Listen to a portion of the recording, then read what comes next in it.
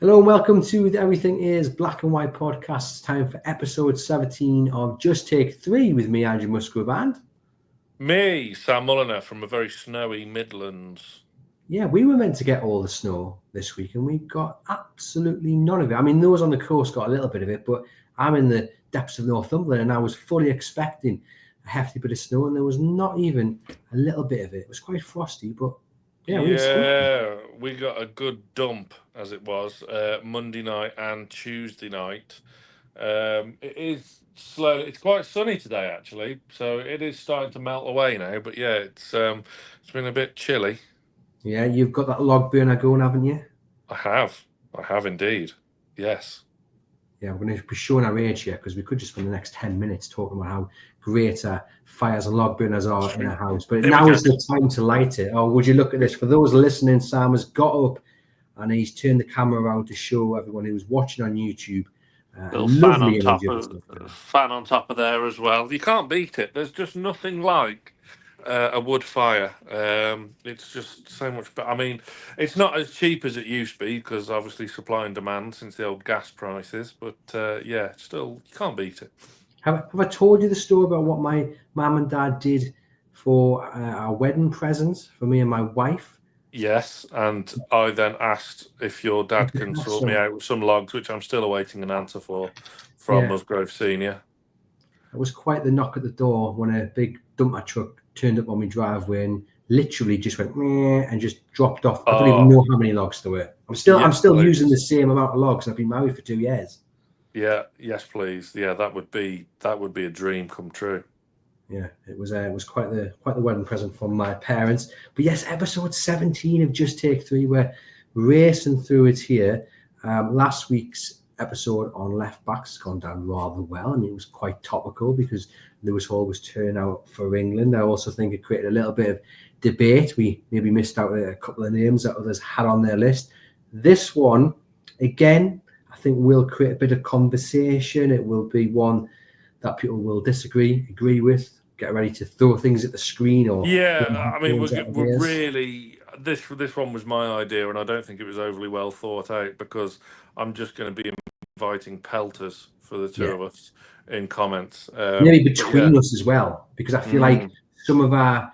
Well, basically, the category is unpopular opinions this week, so it's a bit of a weird one because if you were taking an unpopular opinion to a desert island, I'm not sure that would cheer you up. Would it not just make you frustrated thinking of... It would give you a morale booster in it to say, yes, I'm right about this. I have strong feelings towards this. And surely when you're scrapping around for food and water and shelter and heat, the last thing you want to do is to see your unpopular opinion sitting there on a rock. I mean, if you've been there for 17 weeks, the chances are hopes are fading anyway. Yeah. Very true, very true. The premise, ladies and gents, in case you don't know, but I'll remind you anyway if you do, is that we've crash landed on a desert island and somehow we have the ability to watch Newcastle United highlights of certain players, certain categories. As we say, this is the 17th episode, and this week is unpopular opinions. And Sam, I'm going to let you go first. I'm feeling generous. Before we do, can I just say, because we touched on it last week, like Lewis Hall, Tino Livramento, Anthony Gordon, what a treat it was to see them all turn out and start for England the other week. We said last week I thought they'd start against Greece, well, Hall in particular, but that didn't happen. He come on at half time, and then they played the next game. It was soul warming. Do you not think? It certainly was. I mean, I didn't watch the game because people know I don't really watch England, but it was great to see them line up, great to see the pictures, and great to read that all of them put in a good performance as well. Great to see Anthony Gordon get that goal. But and his celebration as well. Yeah, for the little one up at the foundation. I don't know if you've seen the video, but if not, go on the club website and you'll know what we're talking about. But yeah, and what's really exciting about it now, not so maybe much for Tino Livramento because he'll have much more of a battle on his hand, but for Lewis Hall, that position is really his to lose now in the England squad.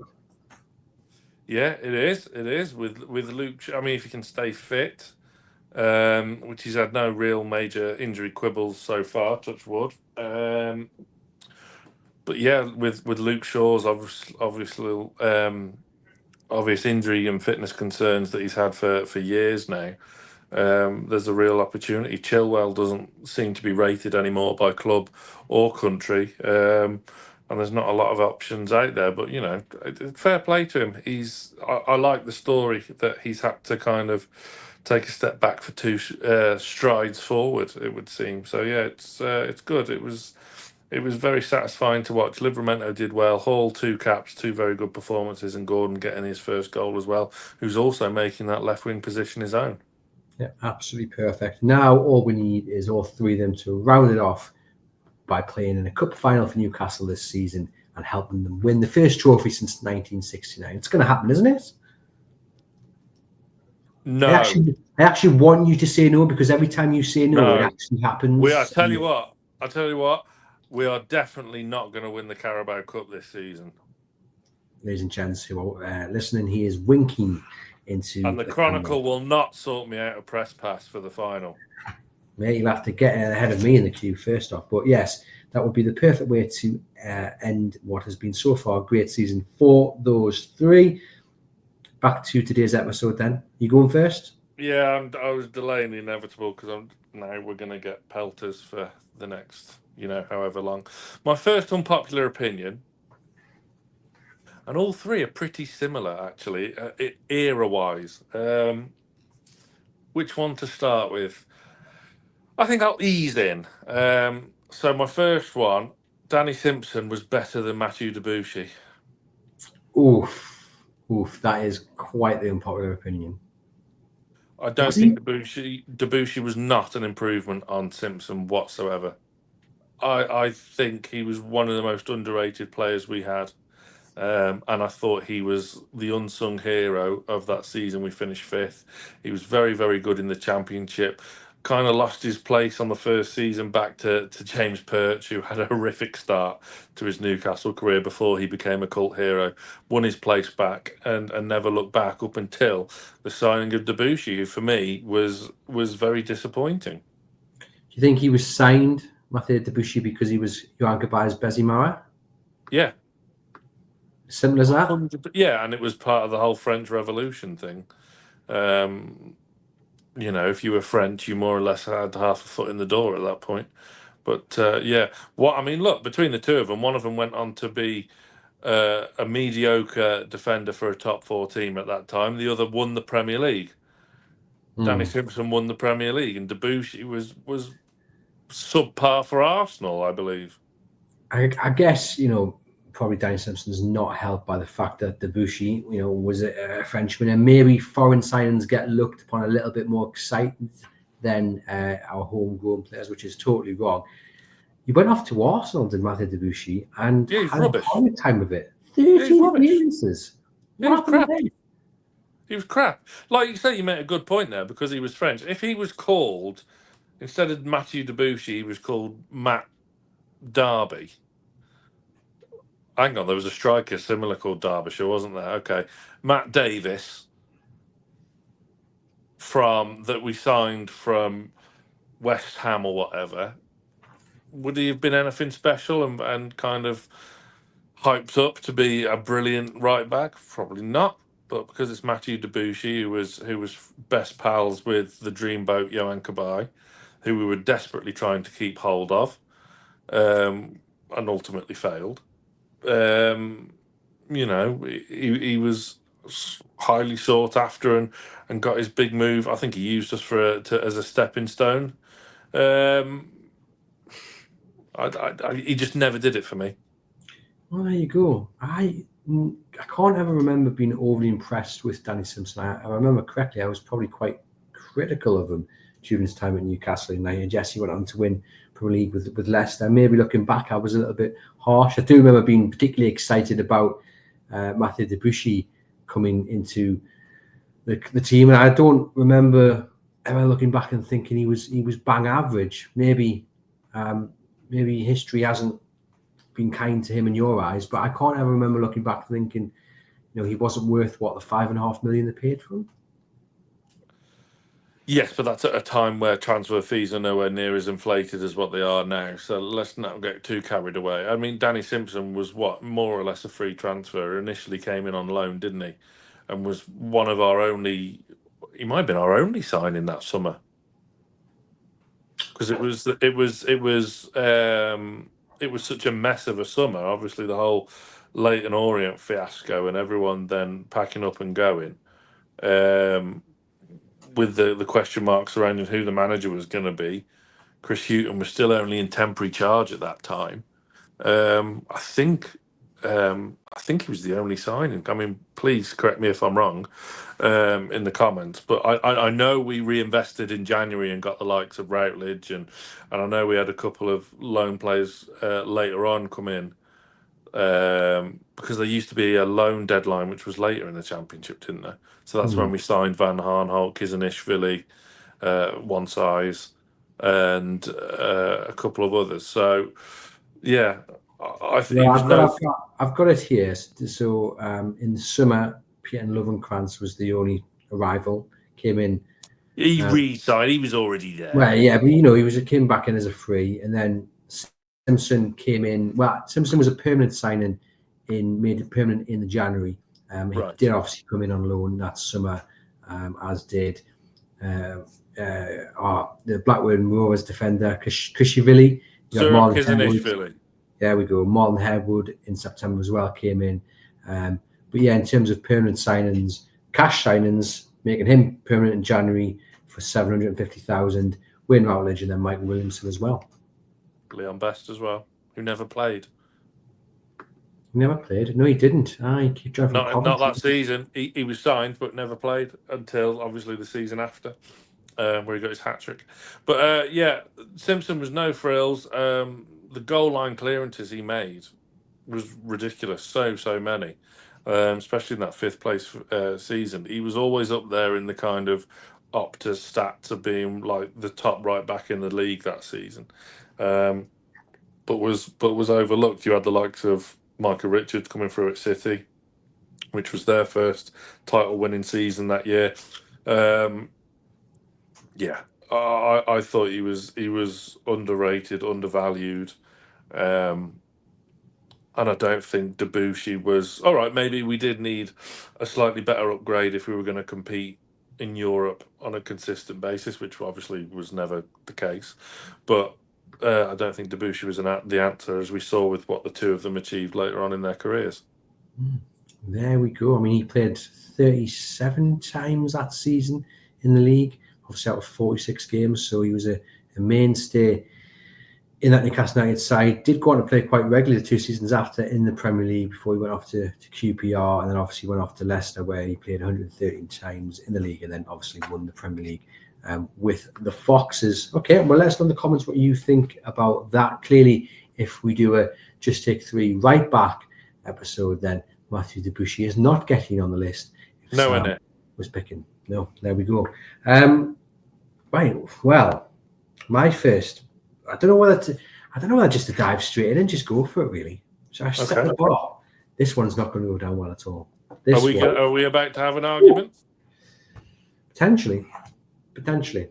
So, the unpopular opinion that I'm going to go with first off is that I want Bruno Guimaraes to stop doing the foul thing on the edge of the box. I want him to stop trying to get players to foul him when Newcastle United need to relieve the pressure. Now, in his defence, he's been fouled 44 times so far this season, which is more than anyone. And last season, he was fouled 108 times, which again was more than anyone.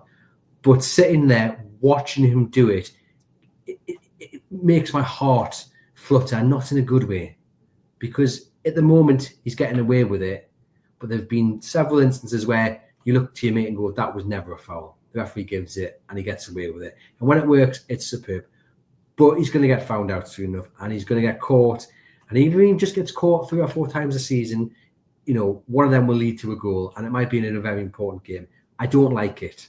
I do not like it. It gets me nervous, especially when he does it very late on and there's only a 1-goal lead to defend. Just get the ball up the pitch. Stop trying to draw fouls. It's working now, but your luck will run out. Will it?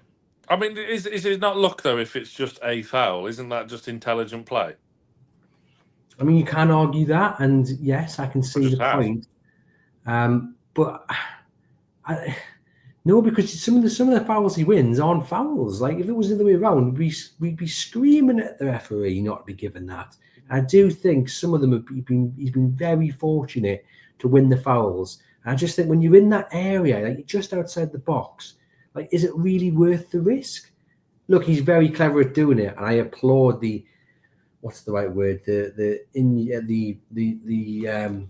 the word I'm looking for. Ingenuity.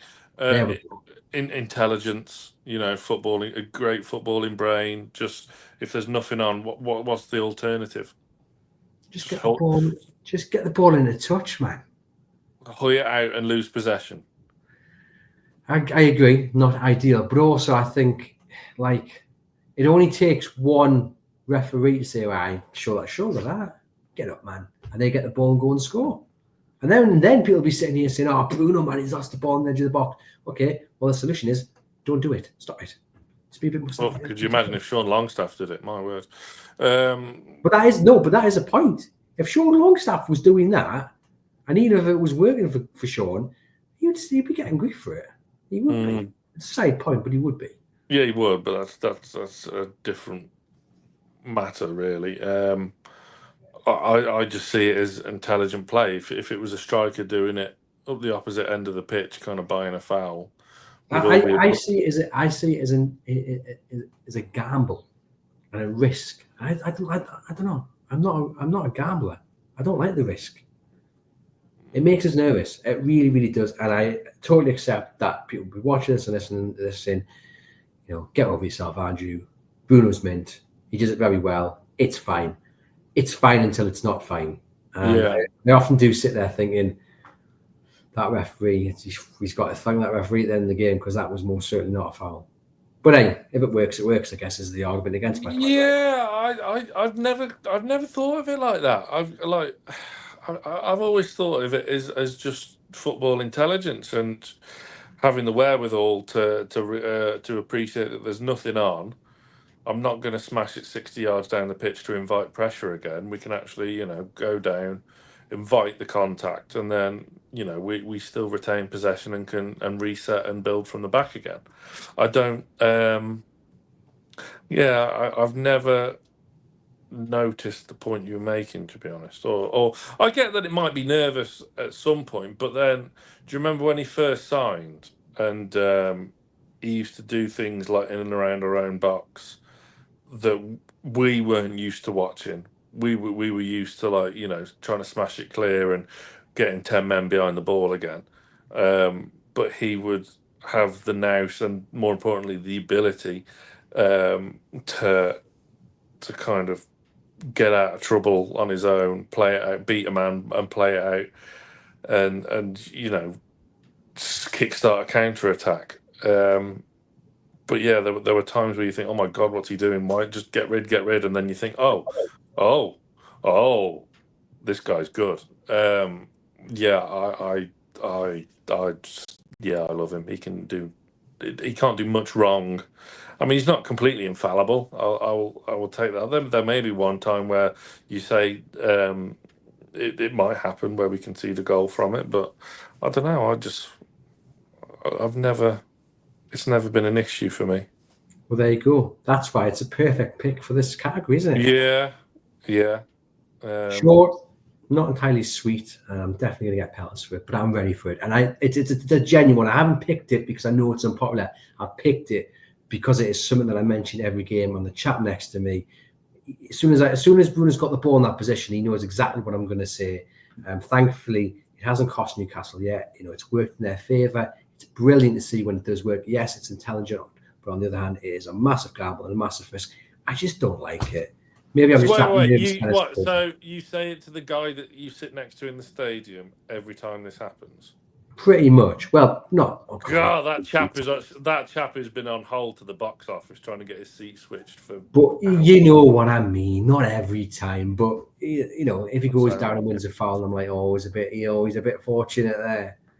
But hey, anyway, let me know in the comments just how wrong I am, just how unpopular that opinion is. See what we did there. And while we're on talk of seeing things, you should click on the link in the podcast description box because this episode is brought to you by NORD VPN. Thank you to everyone who's taken advantage of our discounted offer for our viewers and listeners. You can still take advantage of that and help protect yourself against scammers and hackers when you're using public Wi-Fi, and a host of other benefits as well. If you're abroad and you still want to watch your English TV channels, you can switch your location to the UK and take advantage of that. So there's something. If you don't want to mismatch the day and you can't catch it on Spanish TV or wherever you're holidaying, you sign up to NORD VPN and catch it that way. One subscription will give you access to 10 devices, which is superb. Supports the podcast. Thank you to NORD. Back to the show. What does VPN stand for? It stands for, well, I was going to guess there. I'll tell you, voracious protection now. What does it stand for? I don't know. I made it up. So I was going to make a guess, and I should have made a guess because I was right. Virtual Private Network. Oh. It establishes a digital connection between your computer and a remote server. Not voracious protection now. No, a little bit more simple than that. I think Nord are missing a trick there. Anyway, choice number 2. I don't remember Coloccini all that fondly.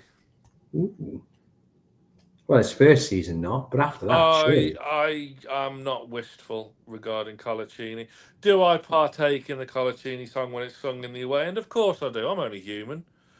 But I don't have wistful memories of Coloccini. I think he basically had a good season in the Championship, which, so he should. And the season he finished 5th, we finished 5th, he was very good, superb. The first season back in the Premier League, he was okay. I wouldn't go anything further than that because, yes, we survived pretty comfortably. However, we had some spankings that season. There's no getting away with it. I remember we got completely Johan Almandered at Bolton one Saturday afternoon. He was okay. Other than that, I think he was just appalling. Ooh, that is not holding back. Both on and off the pitch. He was captain for way too long. He was angling for a move to San Lorenzo years before he got it. I remember speaking to Paul Simpson on my podcast a couple of years back.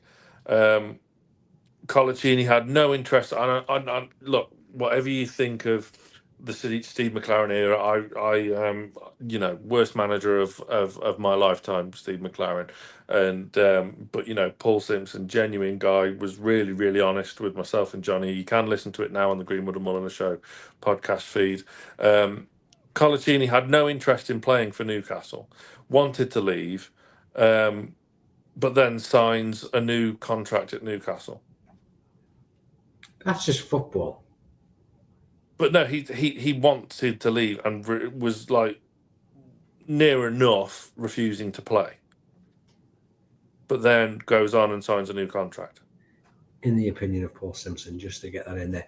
Look, I think you've been a little bit harsh on him. I remember him a little bit fondly. I mean, but if we're talking about the best ever centre-backs, he's nowhere near the list. No, I wouldn't say he was as bad as you're making out to be. I do think the whole captain thing was a little bit strange. I never quite got on board with that. I couldn't understand why he was made captain. Maybe to try and keep him, but obviously when he first signed, he was like fish out of water. He was horrific. He was, but he wasn't the only one that needed that championship season. No. I know Jose Enrique was the same, but we discussed him briefly last week, and I have similar feelings towards Enrique. Look, that 5th place season, he was incredible. There's no denying that whatsoever. He was out of this world. He was brilliant. He was in the Premier League team of the season, if I remember rightly. He was fantastic. That is what I'm not disputing that. Fully behind it. And again, like I say, I fully get involved in the old Coloccini and, fornicating with my wife and whatnot. That's all well and good. That's the song, not real life. But, yeah, I don't remember him as fondly as others do and thinking he's some kind of modern, Newcastle legend. I really don't share that opinion whatsoever. I don't share that opinion either, but also I don't look back on it in such a way that I'm ranting about him in an episode like this. I don't think he played particularly badly or did anything to really warrant such a verdict on him. It was in the PFA Team of the Year, 2009, 2010 for the Championship, 2011, 2012 for the Premier League, Newcastle United Player of the Year in 2010, 2011, and North East Football Writers Association Player of the Year in 2011. As you see, he had that great season when Newcastle United finished 5th, where he was pretty much... When did he leave? When did he go? I think, off the top of my head, it was 2016. I'm just going to double check, though. 2015-16 is when he left after 248 appearances for Newcastle. So all them awards came around the same time, really. Yeah. I don't really want to count the Championship one because there's... He was good. He was good, though. Yes, he was good. So he bloody should be. He was signed for over 10 million, and at that time, it was a big, big outlay. Okay, well, let me put something to you, though, then, because listeners and viewers of this podcast know that my opinion of David Ginola may be a little bit similar to your opinion of Coloccini in terms of he had 1-2 good seasons. I mean, he was only had 2 seasons, but in terms of, do people look a bit more fondly on a player than actually the stats and performances? Yeah, I take your point about Ginola because he only scored like 7 or 9 goals he scored. No, it's 7. It was 7. I've had this conversation before last week with someone. It was 7. So it's kind of the same boat. But I'm assuming if you're, if you're talking about people you'd like to meet and talk to, then Ginola would be one of those, despite what the stats. Well, he's an exceptionally handsome chap, but I've issue with Adidas's marketing. I've never seen him on the train to an away day, but still didn't stop me buying the shirt. Look, just to finish my point about Coloccini, those awards there were all around that same time. Of those 2 kind of seasons we mentioned there was 1, 2, 3, 4 seasons after that, and there was 1 season before that. So that's 5 seasons where he's absolute dross. I think you're being very harsh on him. That's why it's called an unpopular opinion. Granted, like I say, it's an unpopular opinion, and this is one I've had for a while. I just don't get misty-eyed, and I don't. I think, like you say, I don't hate the guy at all, because as we know, I only hate one former Newcastle player, and that's Michael Owen. Yeah. I just don't remember him so fondly for a player that was here nearly 8 years. I don't have an affinity, a warmth to him. I just see him as just a kind of another player who had a good couple of years, but was either bang average or for a couple of seasons at least was absolutely crap. No, I don't necessarily disagree with you. I do think you've been a tad harsh on him. I just prefer to look back on the good couple of years he had and praise him for that. But yeah, he's not getting into a list of my. Yeah, I get that. I am completely in recognition of that amazing season he had. But do people look back on him as fondly as you're making out? Yes, he's got the song, but other players have got songs. I mean, do people really look back on him with such affinity? I don't know. The comments will tell us. Yeah, I'm not sure they do. I don't know if you've gone down a path which doesn't actually exist. Because I don't maybe it's died down a bit now, but when I first had this feeling of like not long after he left, you would ask people top centre halves, and his name would always be kind of mentioned, and it's something that he should be nowhere near. Yeah, I don't. He's not on the same level as your Woodgate, your Botmans. No, without a shadow of a doubt, he's not. But he's also not as bad as the likes of Andy Fay or Andy Fay was a centre mid. Sorry, who was the chap that they signed? Was he? Andy Fay was a defensive midfielder. You're thinking of Abdullah Fay, who we signed from Bolton, who was a centre back. Apologies. Basically all the centre backs that Sam Allardyce signed. Who was the chap from Leon? Shapper. He put everything. He should have been a great sense. We could mention Sol Campbell as well. Yeah, he's not. That's harsh. He was. it was a silly signing, really, because we all know he was well past it. But for Tottenham, Arsenal and Portsmouth, and for England, he's one of the best centre-backs in Premier League history. Granted, okay, but my point being that Coloccini is not at the level of those centre-backs that were signed. 100% agree. Yes, he's no David Rosenhall. Or did Ronnie Hansen play for Newcastle as well? Ronnie Johnson, yeah, and he was fine. Mainly played European games. There we go. Anyway, broadly fine. Let us know in the comments about Fabricio Coloccini. Do you love him? Do a poll. Or is Sam just making something up in his head where he thinks Coloccini's got this love? I'm not sure he's got this love. But anyway, let us know in the comments. His song gets sung a lot still that to this day. Doesn't matter. The song it doesn't matter. It's a catchy song. You can say that again. You know, people sing. That's why I join in. It doesn't mean that he's a really popular former Newcastle United player. I think the song isn't necessarily linked to his popularity. It's just one of those things. Anyway, let's Peter Lovenkranz's song gets sung and he's still popular. Yeah, okay. Anyway, let us know. My second pick is that Kevin Keegan should have turned down Mike Ashley's offer to return to manage Newcastle United as soon as the phone call was made. He should have just said, no, thank you. I've been out of the game for 3 years. I don't want the job. I understand that the temptation to come back to the club, unfinished business, you know, how much he's loved up here. And as soon as it was mentioned and as soon as he was spotted, of course, you're going to get swept away by that love and, you know, feeling that came with that announcement. But it was just a terrible decision from every single angle that you look at it. And people will say, oh, well, of course, you're looking back in hindsight now. I felt it at the time. I loved what Keegan did, you know, as a player, as the first time as manager. But it was a PR stunt more than anything. There's no way it could have really been done on the basis of a footballing decision. He'd been in charge at Man City. He'd left in 2005. He'd then gone to run a football circus up in Glasgow.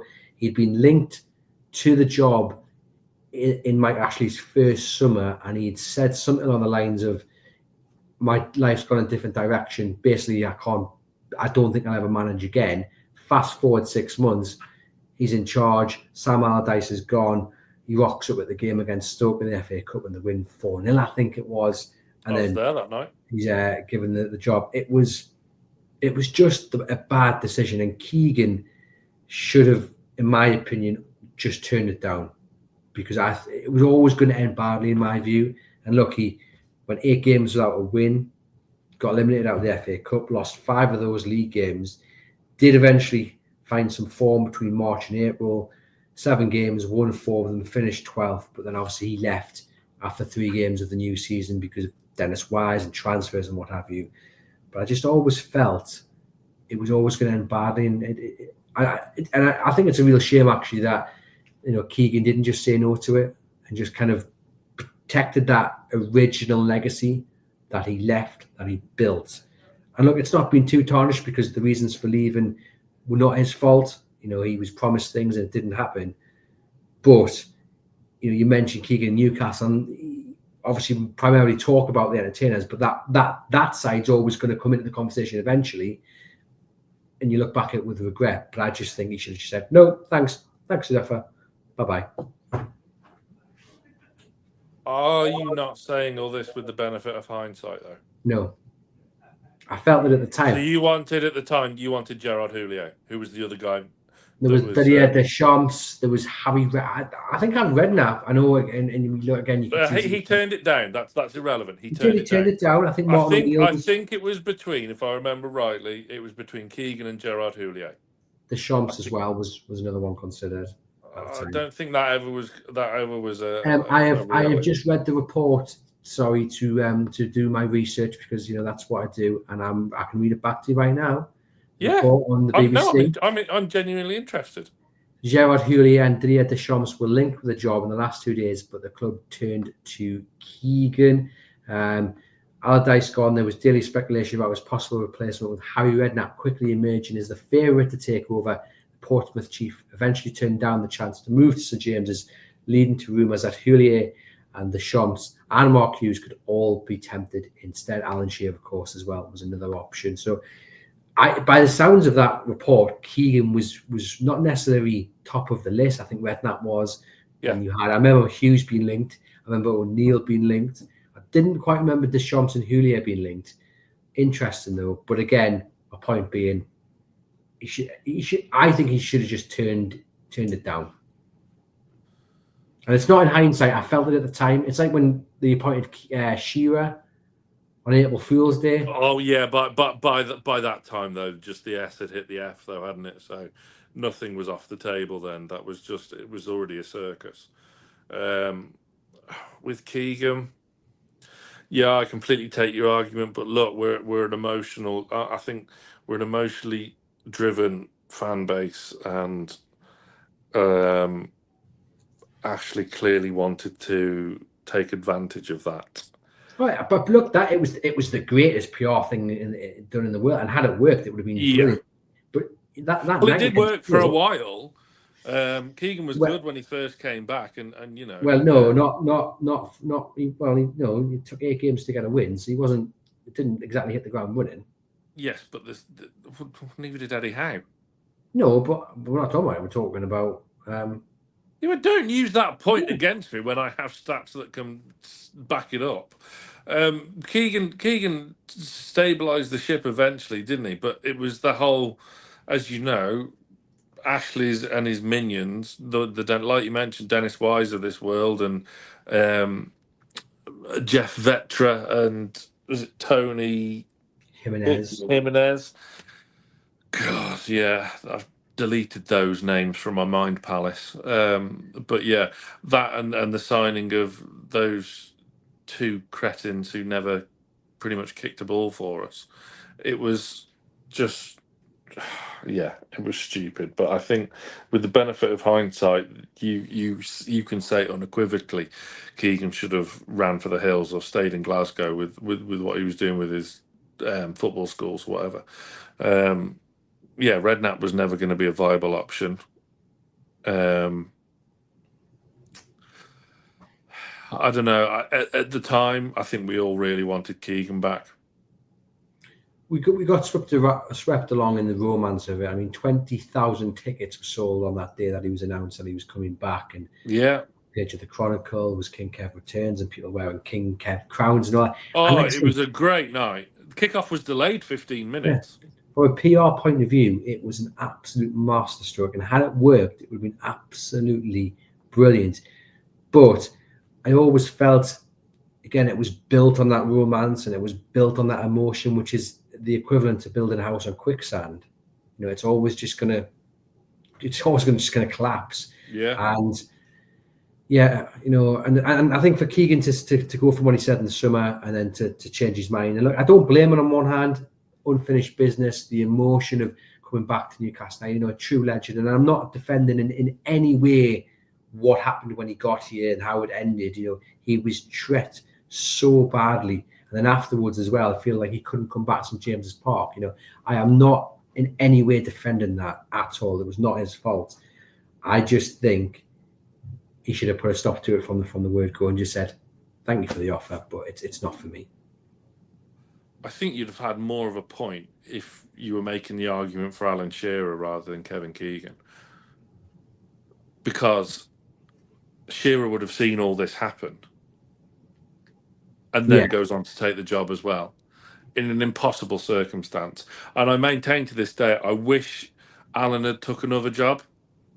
I know he was very, very close to Southampton and Cardiff. But it never quite came to fruition. I would have liked to have seen give it another go, because I think he would have been a hell of a lot more successful than other ex-players that have given it a go and are now in punditry. But yeah, we are so guilty of getting swept up in things as a fan base, and I'm as guilty as anyone in that. It was a great night, that game against Stoke. We went down to 10 men and still won. I think it was Kashapa that got sent off, actually. Is it Kashapa? Might have been. Nigel Pearson was our caretaker manager that night as well. Just some trivia just to slide in there. But I get what you're saying. I get your point, and I think it's enhanced with the benefit of hindsight. Although I thought you were going to go in harder because I know you don't hold a brilliant affinity with King Kev. No, I think that's not entirely. You don't want him anywhere near a stadium name or a statue or anything like that, though, do you? No, I don't know. No, I think look, we're covering all ground here, but for me, there's only one man that tops the list when it comes to renaming one of the stands at St James's Park, or who's next in line for a statue, and it's Joe Harvey. Yeah, without a shadow of a doubt, and that was going to be one of my other unpopular opinions, that Joe Harvey is the most important figure of Newcastle's history. Because is that your third one? It's not. It was going to be, but it's not. I've got another one that I've put ahead of him because I feel like I'm just always going over all the ground when it comes to this argument about Joe. For me, it's my opinion on it. It's not to talk down anything Keegan did, because came back as a player, saved Newcastle United, came back as a manager, saved Newcastle United, got them to within touching distance of the Premier League. Absolutely brilliant. My argument when it comes to this is always that that's brilliant, but actually, and you can also throw Sir Bobby Robson into this argument as well. Brilliant what he did, came back, saved the club, got the Champions League, got them to title challenges, superb. But if you're talking about out-and-out achievements and silverware, then you can't look past Joe Harvey. And it annoyed me, the whole League Cup final build-up. It was all about, you're going to be on the same level as Keegan or Sir Bobby if you win this cup. And it was like the last major trophy was won by Joe Harvey. No one was mentioning him, And yeah, I'm very passionate about it. I've covered it before, but don't put words in my mouth. It's not to the detriment of Kevin Keegan. That's a side issue, It's more that other managers get looked upon more fondly because of maybe the time that's passed, when Joe Harvey should be the top of anyone's list when it comes to recognition, whether that is a new stand name or whether that is a statue. It's just my opinion, but yes, well said. So yeah, your opinion is that Keegan should never have returned because you hate him. No, no. I do think, though, with hindsight, that the point is tremendously enhanced. At the time, though, like, obviously this is why it's an unpopular opinion, because the fan base, myself included, was just so swept up in Keegan mania round 3. I can remember me saying that this is a bad idea. Obviously, I get that. Totally. I wasn't around, so I can't go back and find it. But I can remember. My uncle will probably be watching this or listen to this. I can remember being at my granddad's house, and you read the back page of the Chronicle, because those days there was 2 editions, one early on and one later at night. And remember the excitement of it, and I'm just sitting there thinking, is this a good idea? Because I'm also in football, I'm never a fan of going back. Certain exceptions, Nobby coming back, fantastic. But as a rule, I hate it. I'm not a fan of people returning when they've gone. You've done. I'm always a fan of just leaving the past in the past, and that was another thing that rolled into it. But yeah, I'll accept the in hindsight argument. But I agree. I just was kind of hoping that the likes of, because obviously, like you say, I work with Nobby and whatnot. But I agree. It's never a good idea to return. So I was never praying for the return of Rafa or anything like that. I agree with that. But it's a good talking point. Come on then. What's your next pick? I'm going to let you choose, and I'm going to give you 2 options. So I'll hit you with 2 statements, and you can decide which one we go into. Statement 1: I liked Alan Pardew. Okay. Statement 2: we should never have got rid of Younger and Beaver. Oh, they are 2 excellent picks. I agree with the latter. I think. But you see, the issue with this though is that young Mbira did so badly at Newcastle United because Alan Pardew continuously played him out of position. So it kind of defeats your first point, right?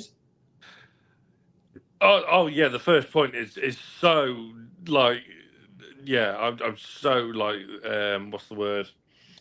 Contradictory. It's so contradictory. But I think Younger and Biwa point is more interesting. Basically, I just thought Pardew was a bit of a tit, but a lovable one. And he did care, and he did get it. And I don't think he should have lost the fan base quite as much as he did. But yeah, Younger and Biwa, I think he needed more time, and I think we had a really good centre back on our hands.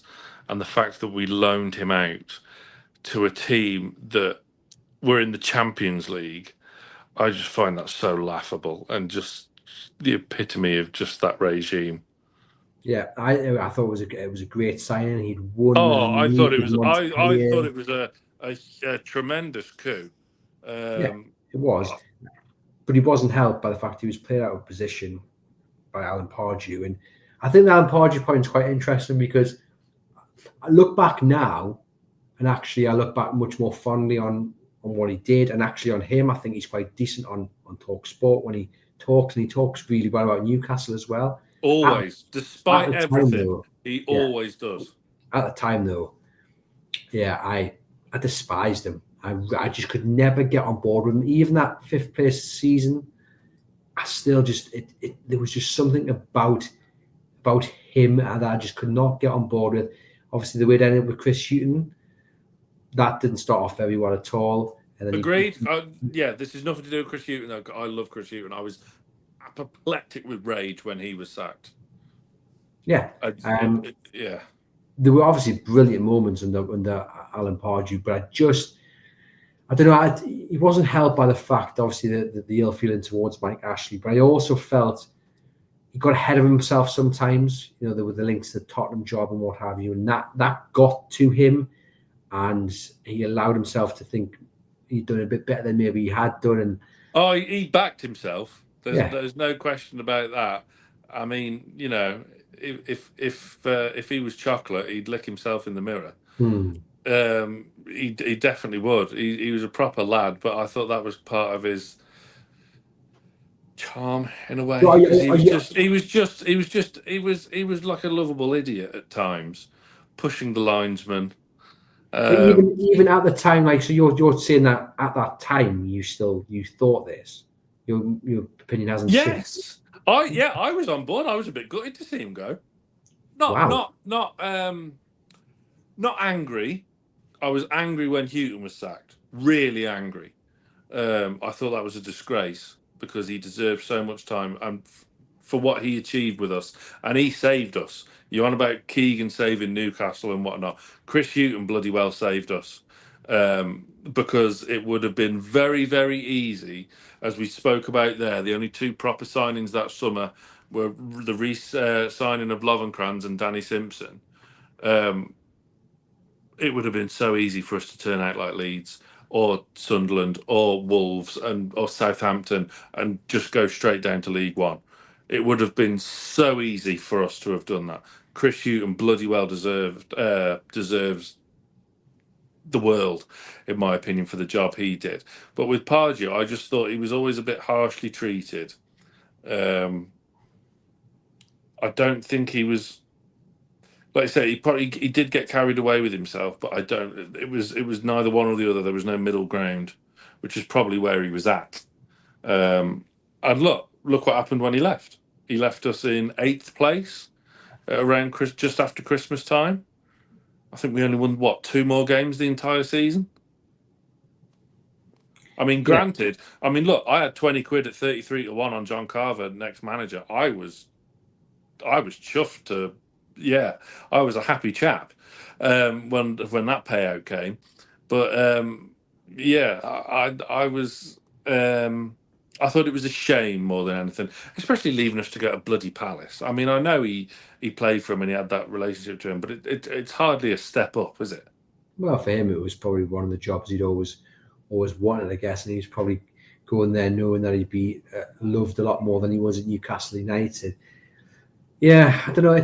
It's an interesting one. Like I say, my mood has shifted over the years, but at the time, like, I was his biggest critic. I just wasn't a fan. Do you think it was just because he'd been there so long that people kind of get bored?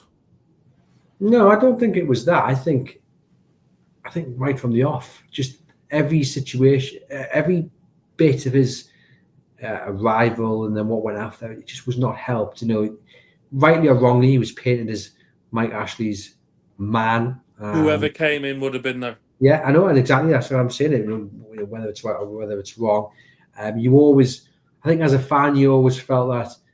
And again, this is right.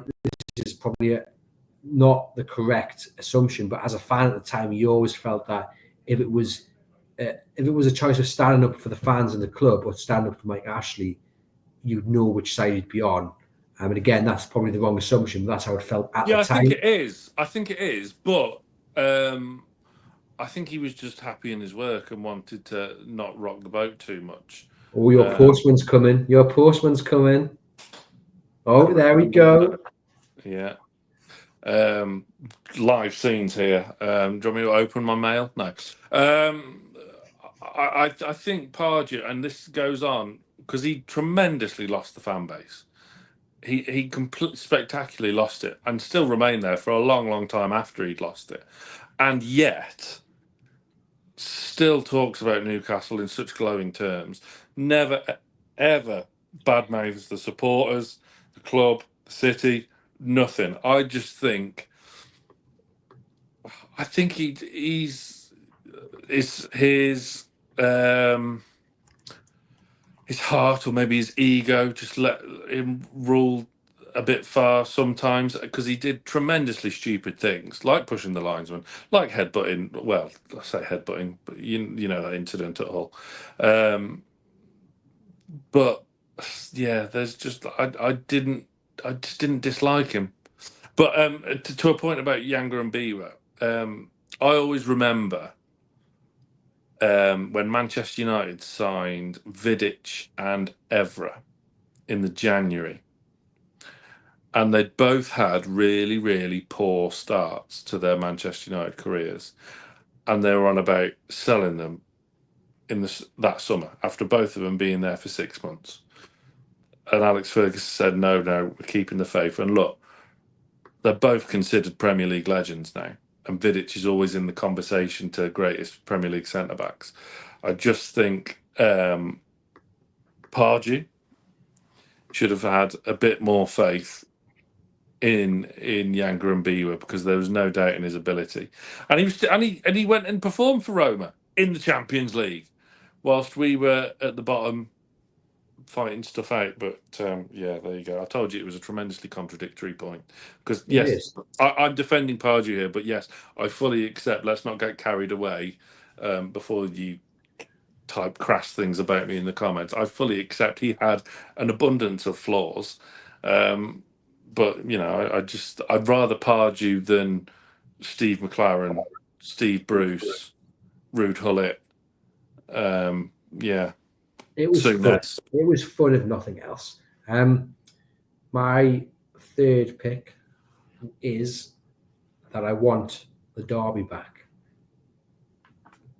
Now, it won't necessarily be an unpopular opinion across the whole board. For some, it will be a very, very unpopular opinion. I want the derby back. I've wanted it back for years. Were you not watching last season? Yeah, we had it back last year, but that was the first time. And what was it? I can't remember. A long time. Since we went down, basically.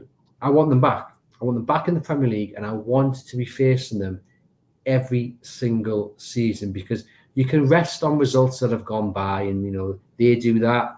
They rest on that. Was it 5-6 or whatever it was? And we could talk about the 5-1 on Halloween of 2010. They're all great memories, you know, represented to each side. But look, there's nothing better than a fresh derby win, and to face them every single season and hopefully beating Sunderland every single season. Great feeling. I don't want to keep looking back. I want to look forward. And I get the feeling, the build-up, it's not for everyone. There's knots in the stomach, and I get that as well. My best mate is a Sunderland fan, and we don't tend to speak for that week. And if we do, it's probably not very friendly. But that's all part of the fun, isn't it? It's part of the fun, and it's about. Obviously, the football's the important thing, and your affinity to your club is the important thing. But it's also about showcasing the region and being proud of your city and proud of your region. And this is what the North East can offer. This is what my city's about, what my football club's about. So I want it back for a host of reasons. More than anything, I just want to be beating Sunderland every single season. Yeah, it'd be great, wouldn't it? Yeah, I completely take your points, and I can't argue with them. And they are stuttering slightly with drawing here and there, but they're still on course to come back up this season, aren't they? I don't think much of them as a team, despite them being top of the championship. I think they're getting away with a few of these draws. Yeah, part of me wants them back for those special moments, and you obviously fancy ourselves to take 6 points from them in the season. Other parts of me want them to stay down there, and we can take full advantage, sign Chris Rigg, and have a tremendous player for the future. But you can't beat Derby Day. You just can't. It is, and yeah, it's been.